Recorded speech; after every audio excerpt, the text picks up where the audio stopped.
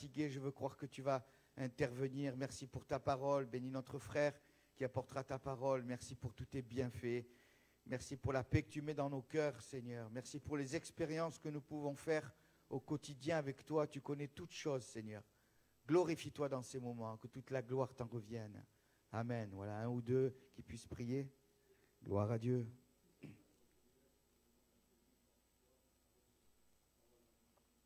Oui, merci, Seigneur. Oui, Jésus.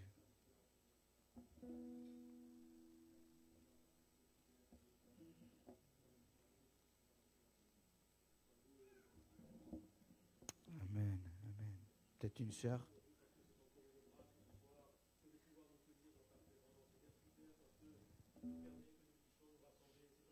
Oui, Jésus. Gloire à Dieu.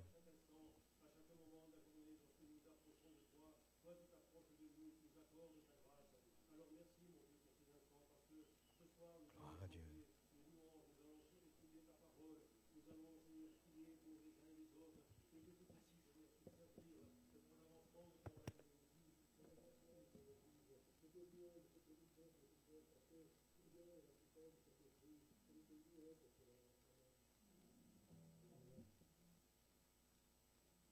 Gloire à Dieu, très heureux de nous retrouver et de pouvoir chanter, voilà, pour remercier notre Seigneur, pour lui dire combien nous l'aimons.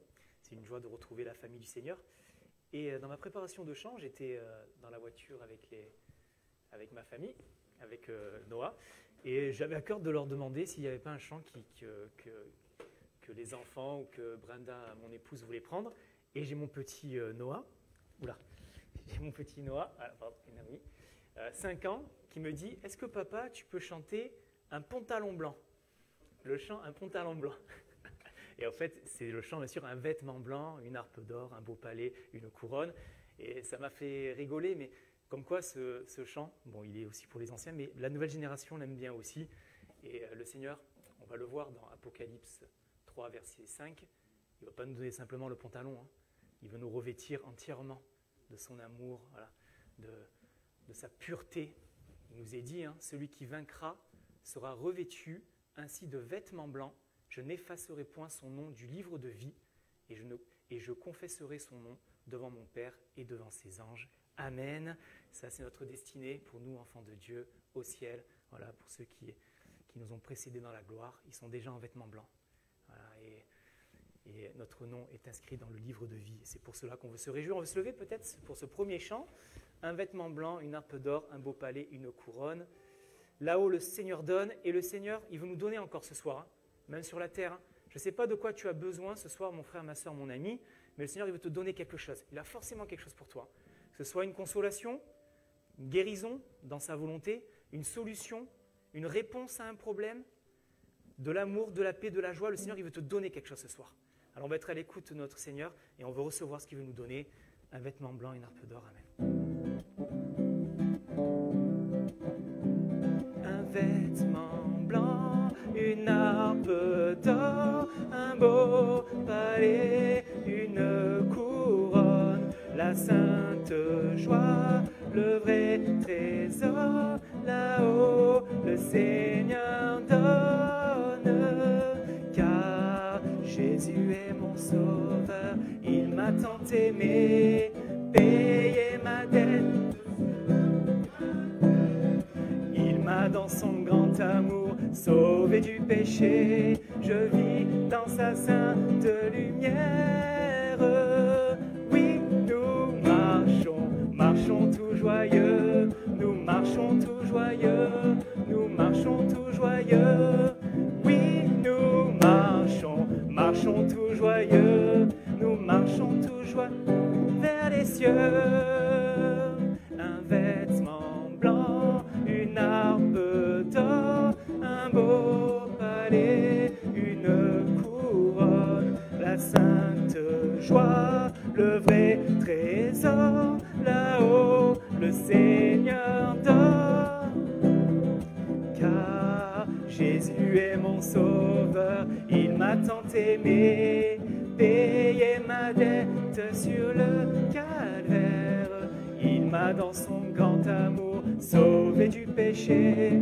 Je vis dans sa sainte lumière. Oui, nous marchons, marchons tout joyeux. Nous marchons tout joyeux. Nous marchons tout joyeux. Oui, nous marchons, marchons tout joyeux. Nous marchons tout joyeux vers les cieux. Oui, nous marchons, marchons tout joyeux. Nous marchons tout joyeux. Nous marchons tout joyeux. Oui, nous marchons, marchons tout joyeux. Nous marchons tout joyeux vers les cieux. Éclate de joie, ô mon âme, déborde de joie, ô mon cœur. La présence du Seigneur, c'est la source du bonheur. Éclate, déborde de joie, ô mon cœur. Éclate de joie, ô mon âme, déborde de joie, ô mon cœur. La présence du Seigneur, c'est la source du bonheur. Éclate, déborde de joie, ô mon cœur. Les sœurs, éclate. Déborde de joie, ô mon cœur. La présence.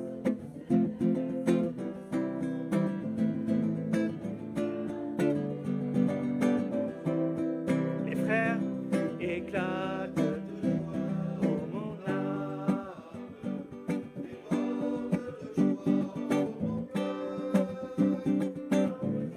Du Seigneur, c'est la source du bonheur. Éclate, déborde de joie, ô mon cœur. Dernière fois ensemble. Éclate de joie, ô mon âme.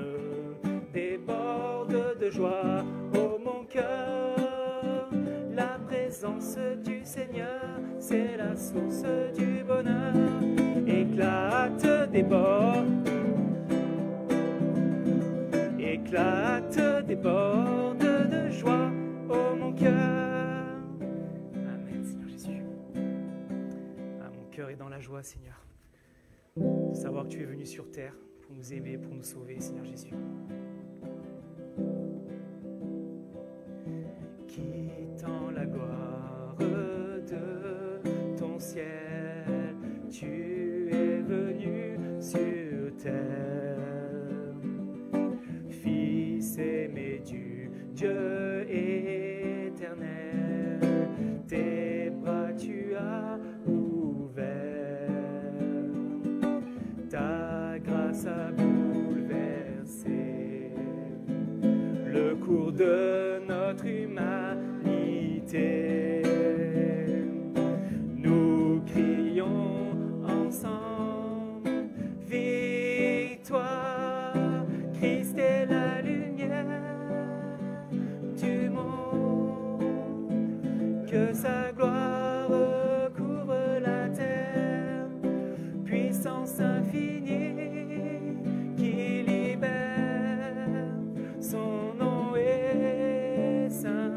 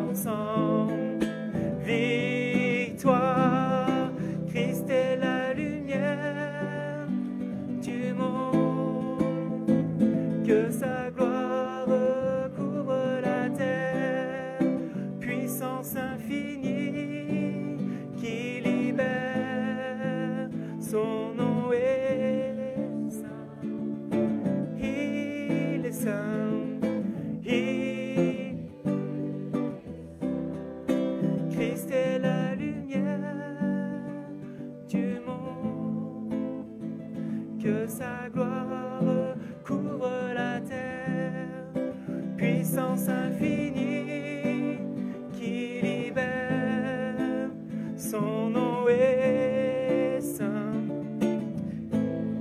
les saints, son nom est saint, il est saint, son nom est,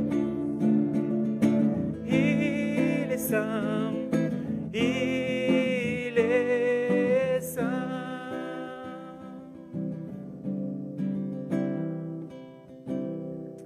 Amen, Seigneur Jésus, alléluia. Avant d'aller plus loin, je demandais à mon frère Gilles, si tu veux bien présenter cette réunion à notre Seigneur.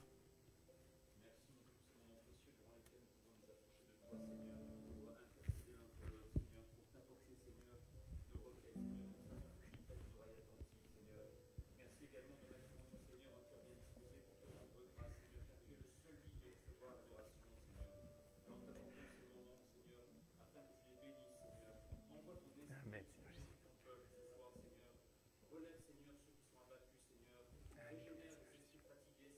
Amen.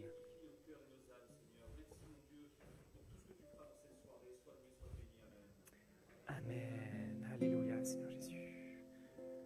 Allez, on va se rappeler ce soir que notre Seigneur Jésus, c'est le véritable ami. Il est là pour nous encourager, pour nous sauver, pour nous aider, nous pardonner. Loué soit notre Seigneur Jésus. Le véritable ami aime en tout temps, dans les jours faciles et dans les mauvais moments. Il apporte toujours des mots encourageants. Il sait me consoler et je vais de l'avant. Oh, Jésus est mon ami, oui je le sais. Il a donné sa vie parce qu'il m'aimait. Je veux être fidèle à son amitié, aimer à tout instant pour lui ressembler. Le véritable ami aime en tout temps, dans les jours faciles et dans les mauvais moments. Il apporte toujours des mots encourageants. Il sait me consoler et je vais de l'avant. Oh, Jésus est mon ami, oui je le sais. Il a donné sa vie parce qu'il m'aimait. Je veux être fidèle à son amitié, aimer à tout instant pour lui ressembler. Amen. Seigneur, nous te remettons cette réunion. Merci parce que tu vas encore nous faire du bien par ta parole, Seigneur, par tous ces moments que nous allons partager ensemble. Nous savons que les prières, tu les écoutes, Seigneur, que tu es notre bon Père et que tu veux prendre soin de nous. Merci pour ta présence. Merci pour la famille de Dieu. Merci pour les frères et sœurs. Merci pour ton amour. Oui, merci pour tout, Seigneur Jésus. Merci pour l'espérance et la victoire que tu nous donnes. Amen.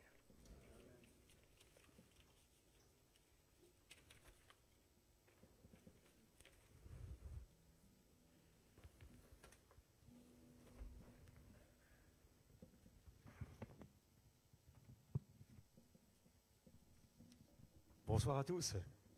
Soyez le bienvenu dans la maison de Dieu ce soir et nous allons partager un enseignement ce soir au moment de ce message. C'est un enseignement, c'est une étude biblique, peu importe, mais tout ceci sort de la parole de Dieu, donc nous sommes à l'écoute de ce que le Seigneur veut nous donner. Le titre de ce message ce soir, ce sera « Néhémie, le restaurateur des brèches ». Alors nous lisons ce texte de Néhémie au chapitre 2, du verset 18 à 20, pour introduire cette exhortation. « Je leur racontai comment la bonne main de mon Dieu avait été sur moi, et quelles paroles le roi m'avait adressées. Ils dirent, « Levons-nous et bâtissons. » Et ils se fortifièrent dans cette bonne résolution. Sambala, le Hononite, Tobija, le serviteur ammonite, et Geshem, l'arabe, en ayant été informés, se moquèrent de nous et nous méprisèrent. Ils dirent, « Que faites-vous là? Vous révoltez-vous contre le roi? Et je leur fis cette réponse: le Dieu des cieux vous donnera le succès, nous donnera le succès. Nous, ses serviteurs, nous nous lèverons et nous bâtirons, mais vous, vous n'avez ni part, ni droit, ni souvenir dans Jérusalem. Alors le plan de ce livre de Néhémie se compose de 4 thèmes qui sont bien distincts. C'est le premier thème, du chapitre 1er au chapitre 3, c'est la préparation du serviteur et le commencement du travail de reconstitution de la muraille de Jérusalem, ceci sous la direction de Néhémie. Le deuxième thème, du chapitre 4 au chapitre 7, ce sont les attaques de l'adversaire et comment y faire échec. Et là, c'est aussi sous la direction de Néhémie. Le troisième thème, du chapitre 8 au chapitre 10, c'est le réveil du peuple de Jérusalem sous la direction d'Esdras, et vous expliquerai pourquoi de suite. Et le quatrième thème, du chapitre 11 au chapitre 13, c'est la réforme de la nation sous la direction de Néhémie. Alors pour ceux qui s'intéressent aux écrits historiques de la Bible, l'Ancien Testament hébreu ne forme qu'un seul livre avec Esdras et Néhémie. Et c'est pour cela que l'on trouve des écrits d'Esdras dans le livre de Néhémie. Et Esdras a aidé Néhémie à promouvoir le réveil spirituel et les réformes au sein des Israélites qui étaient de retour dans leur pays. Alors ces 2 livres, Esdras et Néhémie, ils soulignent l'importance du rétablissement spirituel et un engagement envers Dieu et sa parole. Néhémie veut dire l'Éternel aide ou l'Éternel console. Néhémie est un exemple parfait de dirigeant pieux au sein d'un gouvernement. Néhémie était un homme sage, c'était un homme de bonne moralité, un homme courageux, intègre, il avait une foi inébranlable, il était rempli de compassion pour les opprimés et il était aussi doté de grands talents de leadership et d'organisation là où il se trouvait. Et durant les années qu'il a passées en tant que gouverneur, eh bien, Néhémie est resté droit, il est resté humble, il est resté généreux. Et les richesses ne l'intéressaient pas. Sa puissance et son prestige ne lui seront pas montés à la tête par rapport à certains hommes que nous avons constamment devant nos yeux parfois. Néhémie est l'un des exemples les plus évidents de l'Ancien Testament. C'est un dirigeant qui s'appuyait énormément sur la prière. Et on peut retrouver toutes ces prières dans son livre. À 11 reprises, nous le trouvons en train de s'adresser à Dieu dans la prière ou dans l'intercession. Alors, lorsque l'on regarde tout ce que je viens de vous dire sur Néhémie, eh bien, je suis loin d'être cet homme. Je n'arrive peut-être pas à la cheville de ce que Néhémie était. J'ai besoin de faire encore des progrès, et je pense qu'il y en a même pour chacun d'entre nous, de faire des progrès pour aller plus loin et que nous puissions faire la volonté de Dieu comme lui se désire. Parce que Néhémie dépendait entièrement du Seigneur et nous devons également dépendre entièrement du Seigneur. Et à cause de cela, à cause de son implication avec Dieu, eh bien, il a pu faire des choses extraordinaires, des exploits qui étaient apparemment impossibles. Ce livre de Néhémie démontre que la prière, démontre que le sacrifice, que le dur labeur ainsi que la ténacité sont des éléments qui sont indispensables à la réalisation d'une vision donnée par Dieu. Néhémie était au service du roi Artaxerxès Ier, qui était le roi de Perse à cette époque, et Néhémie était son échanson. Lorsqu'il a appris que les exilés qui avaient quitté Babylone et la Perse pour retourner en Palestine se heurtaient à de gros problèmes et que la muraille de Jérusalem était encore en ruine, il s'est mis à prier pour la situation désespérée dans laquelle se trouvait Jérusalem et le peuple. Et ensuite, le roi Artaxerxès l'a autorisé de façon providentielle à se rendre à Jérusalem pour accomplir ce que Dieu voulait que Néhémie fasse, c'est-à-dire la reconstruction de la muraille. Et c'est ce que nous allons voir ensemble avec la suite de cette étude. Dans cette première démarche, nous pouvons constater que la prière a une grande efficace. Il fait gagner l'attention du roi Artaxerxès pour pouvoir partir et faire la restauration des brèches de la muraille de Jérusalem. Cette prière est écrite au chapitre 1er du livre de Néhémie. Ce n'était pas qu'une prière, mais c'était aussi une mortification de voir que rien n'avait bougé dans la reconstruction de la muraille et des portes qui avaient été brûlées. Néhémie pleurait, il était dans la désolation, mais il priait et il jeûnait devant Dieu, et ceci pour préparer l'entrevue qu'il devait avoir avec le roi. Alors au chapitre 2, il y a une série de questions et de réponses entre Néhémie et le roi qui nous démontrent que notre comportement spirituel peut avoir des incidences sur les personnes qui sont devant nous, à qui nous avons parfois besoin d'avoir devant nous pour certaines démarches. Et Néhémie avait un visage triste à cause de Jérusalem qui était détruite. Mais dans son cœur, Néhémie priait. Il priait le Dieu des cieux pour donner des réponses favorables et efficaces pour que le roi soit attentif et compréhensif aux demandes que faisait Néhémie. Et nous pouvons peut-être parfois être attristés de certaines situations difficiles dans lesquelles nous nous trouvons dans notre vie quotidienne, mais il ne faut pas perdre de vue que nous sommes des enfants de Dieu et que notre espérance est en Dieu. Comme Néhémie, son espérance était en Dieu. Et même si des difficultés se placent devant nous, eh bien, nous ne nous laissons pas supplanter par l'adversaire qui, lui, saura vite nous décourager. À seule fin de ne pas aller plus loin dans nos démarches de foi avec le Seigneur. Il sait mettre des bâtons dans les roues. Vous savez ce que l'adversaire peut faire. Le premier réflexe de Néhémie était de toujours prier. Et déjà au chapitre 1er, vous pouvez le lire, cette longue prière qu'il a adressée à Dieu en prévision de cette rencontre avec le roi. Néhémie était accablé de ce lourd fardeau pour son peuple et également le fardeau de l'œuvre de Dieu en Juda. Pendant 4 mois, il a déversé son cœur devant Dieu en jeûnant, en priant, en versant d'abondantes larmes à cause des épreuves que traversait le peuple de Dieu à Jérusalem.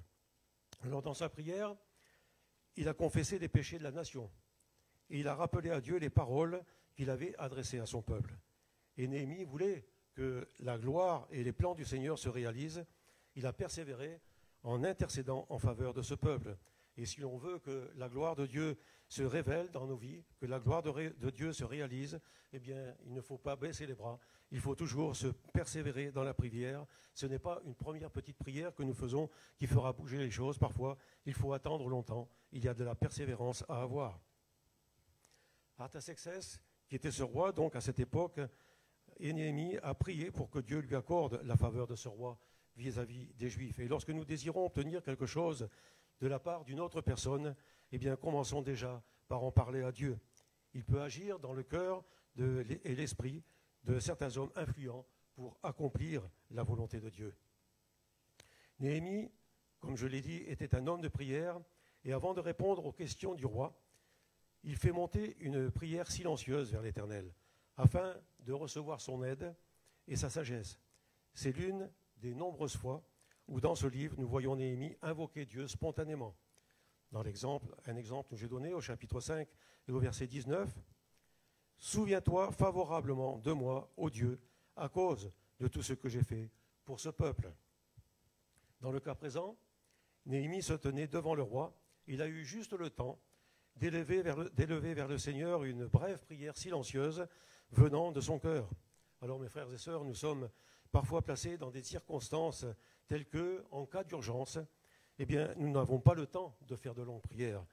La brève supplication de Néhémie a touché Dieu parce qu'elle était précédée de 4 mois de jeûne et de prière.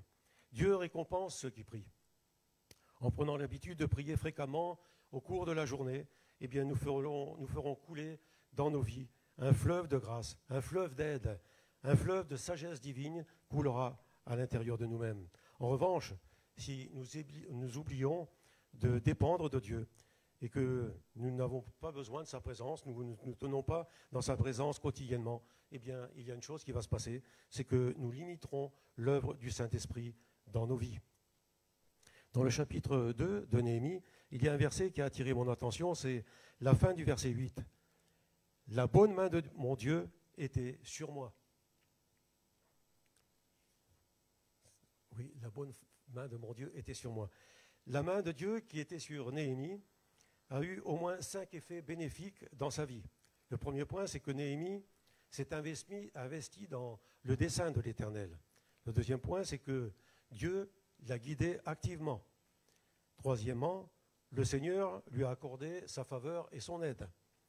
Quatrièmement, Dieu était avec lui, ce qui lui a permis de prospérer et de réussir dans l'œuvre de Dieu. Et cinquièmement, son courage et sa foi en Dieu ont été renouvelés. Et tous ces points, eh bien, ce sont des choses que nous pouvons nous accaparer à nous-mêmes. Si nous restons dans la présence de Dieu, nous avons ces points bénéfiques qui peuvent venir à notre secours pour que nous puissions faire l'œuvre de Dieu comme il nous le demande. Dans le chapitre 2, au verset 12, nous avons cette parole que nous lisons. « J'arrivai à Jérusalem et j'y passai 3 jours, après quoi je me levai pendant la nuit avec quelques hommes, sans avoir dit à personne ce que mon Dieu m'avait mis à cœur de faire pour Jérusalem. » Cette parole nous fait voir que Néhémie avait une réelle relation avec Dieu. C'était entre Dieu et lui. Et il savait être discret. Et parfois, ce n'est pas notre cas. Lorsque nous avons une décision à prendre ou avoir un conseil pour certaines situations pesantes, eh bien, plutôt que de s'adresser à Dieu, eh bien, on s'empresse vite à ce que la terre entière soit au courant. Et ça fait sourire peut-être, mais c'est vrai. On le dit à tout le monde, on parle à tout le monde. Et parfois, il faut savoir être discret et écouter ce que Dieu a à nous dire. Et c'est là que se manifestera sa réponse et l'obtention des bénédictions. Bien qu'à son arrivée, Néhémie ait été investi de toute l'autorité de l'Empire perse en tant que gouverneur, il n'a rien fait pendant 3 jours et il n'a parlé à personne des plans de Dieu. Il s'est certainement attendu davantage au Seigneur que de parler à ceux qui étaient autour de lui, au lieu de se précipiter. Et il a de compter sur ses propres forces, et bien il a compté sur les forces de l'Éternel. Dans Ésaïe 40, verset 29, « Il donne la force à celui qui est fatigué, et il augmente la vigueur de celui qui tombe en défaillance. » Le verset 31 nous dit, « Ceux qui se confient en l'Éternel renouvellent leur force. » Amen. Ensuite, Néhémie a dressé un plan complet des dégâts que les Samaritains avaient faits au mur de Jérusalem, et il a évalué le coût des travaux. Et nous pouvons voir que dans l'Évangile selon Luc, au chapitre 14, verset 28, il y a ce verset qui nous dit ceci, « Lequel de vous, s'il veut bâtir une tour, ne s'assied d'abord pour calculer la dépense et voir s'il a de quoi la terminer, de peur qu'après avoir posé les fondements, il ne puisse l'achever, et que de tous ceux qui le verront ne se mettent à le railler en disant « Cet homme a commencé à bâtir et il n'a pu achever. » En premier lieu, c'était Esdras qui avait reçu un décret qui ordonnait de reconstruire la ville, mais les Samaritains voulaient que ce décret soit révoqué. Alors un courrier a été envoyé au roi par les opposants à la reconstruction de la ville et la muraille. Et les Samaritains ont ainsi persécuté le peuple de Dieu, et de ce fait, la reconstruction du temple, qui faisait partie de la restauration de la ville, a été reprise seulement que 18 ans plus tard. Alors plus important encore, au lieu de critiquer les Israélites à cause de leurs problèmes et de leurs souffrances, eh bien Néhémie, lui au contraire, il a essayé de considérer la situation selon leur propre point de vue. Il n'a rien dit tant qu'il n'avait pas pleinement compris ce que vivaient les Israélites et ce qu'ils ressentaient. Et dans le texte de base que nous avons lu au début, il y a un verset qui est à retenir, c'est au chapitre 2, verset 19. « Ayant été informés, ils se moquèrent de nous et nous méprisèrent. » Les enfants de Dieu fidèles qui essaient sincèrement de mener une vie juste au sein de ceux qui ne connaissent pas Dieu sont souvent ridiculisés. Il n'y a qu'à voir, lorsque l'on donne un témoignage, bien souvent on est moqué. Le monde méprise souvent les normes morales des chrétiens et tourne très souvent en dérision leur consécration à Christ. Et c'est pour cela que notre confiance et nos réactions devraient être les mêmes que celles de Néhémie. Le Dieu des cieux nous aidera et finira par justifier ceux qui vivent selon sa droiture, comme cela nous est dit au verset 20. Le Dieu des cieux nous donnera le succès. C'est une parole de foi et il faut marcher avec cette parole de foi. Le Dieu des cieux nous donnera le succès. Amen. Et dans tous les domaines qui se rapportent à son royaume, Dieu est à la source de la réussite. Néhémie a commencé à reconstruire la muraille de la ville parce qu'il savait que c'était la volonté de Dieu. À l'écoute de ce que Néhémie disait au peuple, partageant ce que Dieu lui avait demandé, d'un seul homme, ils dirent, au chapitre 2 et la fin du verset 18, « Levons-nous et bâtissons. » C'est dans cet enthousiasme que Néhémie a pleinement persuadé que Dieu ferait réussir son entreprise. Et le Seigneur désire avant toute chose que nous collaborions avec lui dans son œuvre. Nous pouvons vérifier ceci dans Philippiens chapitre 2, verset 12. « Ainsi, mes bien-aimés, comme vous avez toujours obéi, travaillez à votre salut avec crainte et tremblement, non seulement comme en ma présence, mais bien plus encore maintenant que je suis absent. Car c'est Dieu qui produit en vous le vouloir et le faire, selon son bon plaisir. Faites toutes choses sans murmure, ni hésitation, afin que vous soyez irréprochables et purs, des enfants de Dieu irrépréhensibles au milieu de générations perverses et corrompues, parmi laquelle vous brillez comme des flambeaux dans le monde, portant la parole de vie, et je pourrai me glorifier au jour de Christ de ne pas avoir couru en vain, ni travaillé en vain. » Alléluia. Le chapitre 4 de Néhémie ajoute 3 facteurs de réussite qui sous-entendent un effort de notre part. Premièrement, le peuple a mis tout son cœur à l'ouvrage. Chapitre 4, verset 6. Nous rebâtîmes la muraille qui fut partout achevée jusqu'à la moitié de sa hauteur, et le peuple prit à cœur ce travail. Lorsqu'on est dans le plan de Dieu, on peut travailler en toute harmonie et le travail avance. Et c'est l'image de la construction spirituelle de l'Église. Une Église ne se bâtit pas seulement avec le pasteur. Si le pasteur a la responsabilité de l'œuvre dans laquelle il se trouve, il n'en est pas moins vrai qu'il ne peut pas faire seul le travail spirituel. Il faut obligatoirement qu'il y ait une bonne entente pour être des bâtisseurs, être des constructeurs de la maison de Dieu spirituellement. On ne peut pas prendre des initiatives qui seraient malheureuses et contraires à la parole de Dieu. On doit tous aller dans la même direction et on ne peut pas se permettre d'aller à droite ou à gauche, voir si c'est mieux d'un côté ou si c'est mieux de l'autre. De toute façon, chaque ministère étant différent, le travail de chaque église sera différent. Mais à la fin, lorsque le Seigneur reviendra, chaque assemblée, étant une pierre de l'édifice, va construire la grande église finale dans les cieux. Amen. Le deuxième facteur de réussite, c'est que le peuple a prié et veillé tout en accomplissant la tâche. Au chapitre 4, verset 9, nous priâmes notre Dieu et nous établîmes une garde jour et nuit pour nous défendre contre leurs attaques.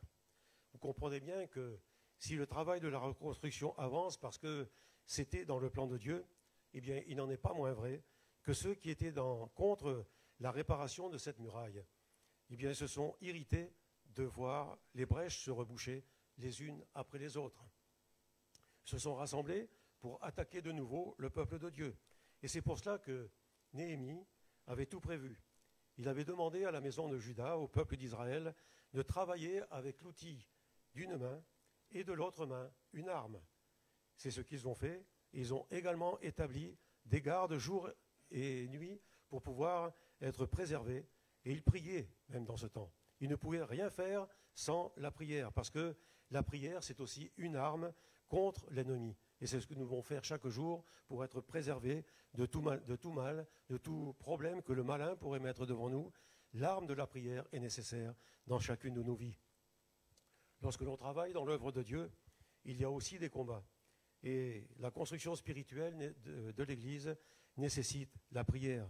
Pour que l'ennemi soit vaincu, pour que l'ennemi n'ait aucun pouvoir, Néhémie avait au préalable jeûné et prié pendant 4 mois. Et c'est ce que l'Église doit faire, jeûner et prier pour prévoir le futur. S'il a fait cela, c'est qu'il savait que c'était nécessaire parce qu'il aurait un adversaire devant lui. Et nous avons aussi cet adversaire qui est là. Satan est celui qui ne veut pas que l'Église se construise. Il rugit et il essaiera par tous les moyens d'empêcher que l'œuvre de Dieu se fasse. Et c'est pour cela qu'il faut continuer à jeûner et à prier pour que des victoires soient remportées. On en revient à ce que je disais il y a un instant, le pasteur ne peut pas être le seul à combattre. Il faut que le peuple de Dieu soit armé des armes de l'esprit pour être à l'affût des combats spirituels. Un pasteur qui combat seul, il ne peut pas aller très loin parce qu'il va être épuisé. Mais quand on est ensemble, alors l'œuvre de Dieu avance et l'adversaire recule. Une église se doit de prier, elle se doit de jeûner pour construire, pour bâtir, pour restaurer les brèches. Et c'est là que nous verrons la gloire de Dieu s'accomplir.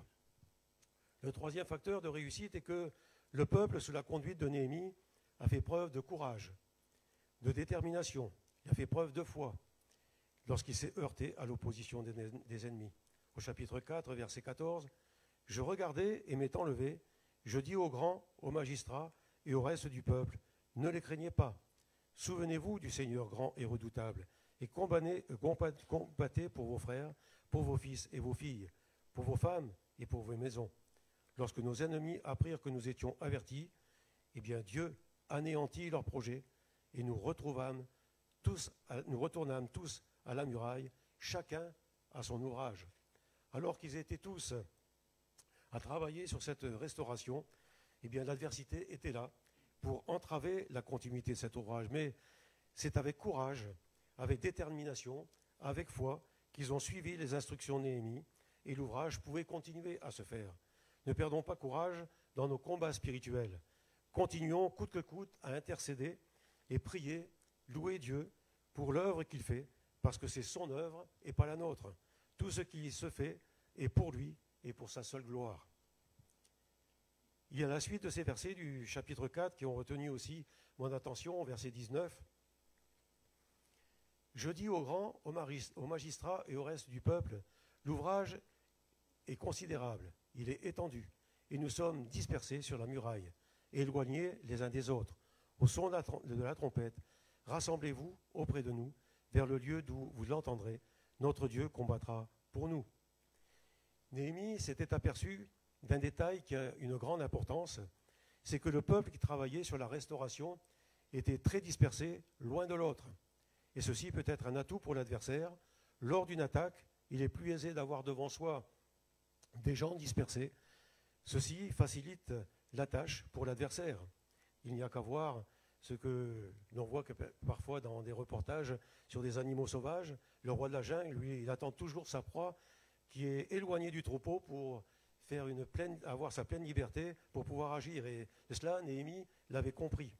Il a donc demandé de se rassembler pour être ensemble, pour travailler. Pour l'Église, il en est de même. Le travail se fait ensemble pour ne pas être la proie de personnes mal intentionnées qui sauront vite s'accaparer de vous et vous mener sur un terrain qui vous fera perdre pied. Il y a des relations à ne pas avoir, pour ne pas être la proie de Satan. Un chrétien ne peut pas se permettre de travailler seul à l'extérieur de l'Église, sinon il sera la proie de l'adversité qui veille sur tous ceux qui veulent agir en solitaire. Et Satan, lui, eh bien, il le sait. Il fera tout pour que ces chrétiens soient déstabilisés et qu'ils agissent contrairement à la parole de Dieu. Lorsque les murailles de Jérusalem ont été achevées, 52 jours plus tard, même les ennemis des Juifs ont dû reconnaître que ce travail avait été accompli avec l'aide de Dieu. Ils étaient contre, mais ils se sont aperçus que le travail ne pouvait pas se faire sans l'aide de Dieu. Néhémie au chapitre 6, verset 15, « La muraille fut achevée le 25e jour du mois d'Élul, en 52 jours. Lorsque tous nos ennemis l'apprirent, toutes les nations qui étaient autour de nous furent dans la crainte. Elles éprouvèrent une grande humiliation et reconnurent que l'œuvre s'était accomplie par la volonté de Dieu. » Alors en conclusion, si le projet de restauration de cette muraille a abouti, eh bien cela a été suivant plusieurs critères. Premièrement, parce que Dieu était avec son peuple. Au chapitre 2, verset 20, « Le Dieu des cieux nous donnera le succès ». C'est ce que nous avons vu tout à l'heure. Deuxièmement, parce qu'ils avaient en la personne de Néhémie un chef qui était courageux, dévoué, un homme persévérant, qui dépendait pleinement de Dieu, qui était son protecteur, Dieu qui était le protecteur de Néhémie et qui était également la source de sa force. Au chapitre 5, verset 19, « Souviens-toi favorablement de moi, ô mon Dieu, à cause de tout ce que j'ai fait pour ce peuple. » Le troisième point, qui est le troisième critère pour que la restauration de cette muraille s'est accomplie, mais qui peut s'accomplir également pour chacun de nous, parce que le peuple de Dieu travaillait de tout son cœur et qui suivait son chef en se consacrant courageusement à sa tâche jusqu'à ce qu'elle soit terminée. Au chapitre 4, verset 6, le peuple prit à cœur ce travail. Et pour nous également, nous devons prendre à cœur le travail que Dieu nous met entre nos mains. Mais avant cela, eh bien avant que nous puissions travailler, comme pour Néhémie, nous devons prier, nous devons jeûner, nous devons nous mettre à disposition de Dieu pour que sa volonté se fasse, pour que nous ne fassions pas notre volonté, mais que nous laissions la volonté de Dieu agir. Et là, à ce moment-là, l'Église se restaurera, l'Église avancera, l'Église pourra prospérer, et parce que nous aurons compris que comme pour Néhémie, eh bien, on dépend de Dieu. Amen. Seigneur, nous te remercions pour cette parole parce que c'est toi qui conduis nos vies, qui conduis toutes choses dans nos cœurs, dans nos âmes et dans nos pensées, comme pour cette réunion, pour, Seigneur, ce moment où nous allons intercéder pour les malades. Nous savons que c'est toi qui décides de toutes choses et nous voulons, Seigneur, au travers de nos prières, construire l'avenir de l'Église avant que tu ne reviennes. Alors merci pour toutes choses, Père, et qu'à toi soit toute la gloire dans le nom de Jésus. Amen.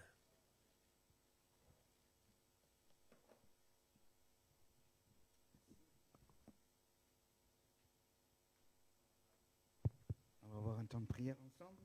Pensez à ce verset de Salomon. Je le cherchais là. Quand Salomon dit « Mieux vaut la fin d'une chose que son commencement. » Ce qu'il faut, c'est bien terminer. Amen. On peut commencer des fois sur les chapeaux de roue. Et malheureusement, on le voit dans les assemblées. On commence. Et puis ensuite, au bout, il n'y a plus personne. Ce qu'il faut, c'est bien commencer et surtout bien finir. Amen. Que Dieu soit béni. Voilà, mieux vaut la fin d'une chose que son commencement. On va prier ensemble pour tous les besoins. On les connaît. Et on prie aussi pour ce week-end, pour dimanche. Dimanche, je vous ferai les annonces. Il y aura quelques annonces à faire et puis ensuite à ne pas oublier. Voilà, on se tient dans la prière ensemble. Merci Seigneur pour ta parole. Merci parce que tu as fait de chacun d'entre nous des bâtisseurs, Seigneur. Et c'est ce que nous voulons bâtir ensemble, Seigneur. Bien commencer, surtout bien finir. Et je te loue, Seigneur. Je te bénis. Je me prosterne devant toi. Je veux te dire que je t'aime parce que tu es celui qui nous a aimés le premier. Merci pour ton amour. Déverse-le encore dans nos vies, encore dans cette soirée, Seigneur. Et tu connais tous les besoins. Certes, nous te les apportons jour après jour. Tu connais tous les événements qu'il y a eu cette semaine. Te prions, Seigneur, d'être avec tes servantes, avec tes serviteurs, Seigneur. Tu es le Dieu de la consolation. Tu es le Dieu de la paix. Nous sommes devant toi, nous sommes à nu devant toi. Tu lis dans nos cœurs comme dans un livre ouvert.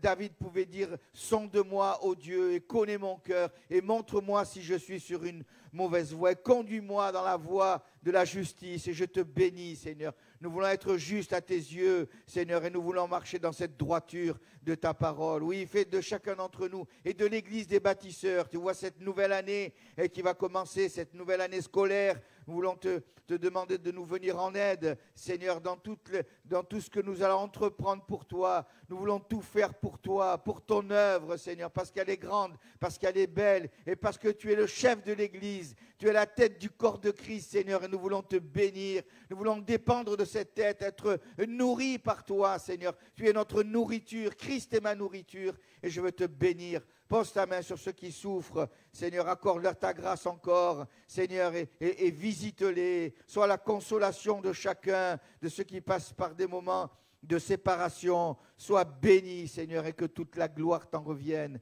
Merci pour tout ce que tu fais. Garde-nous dans ta parole. Garde-nous dans ton esprit. Donne-nous à porter ce fruit de l'esprit et que toute la gloire t'en revienne. Merci, Seigneur. Amen. Amen. Prions le Seigneur ensemble. Gloire à Dieu.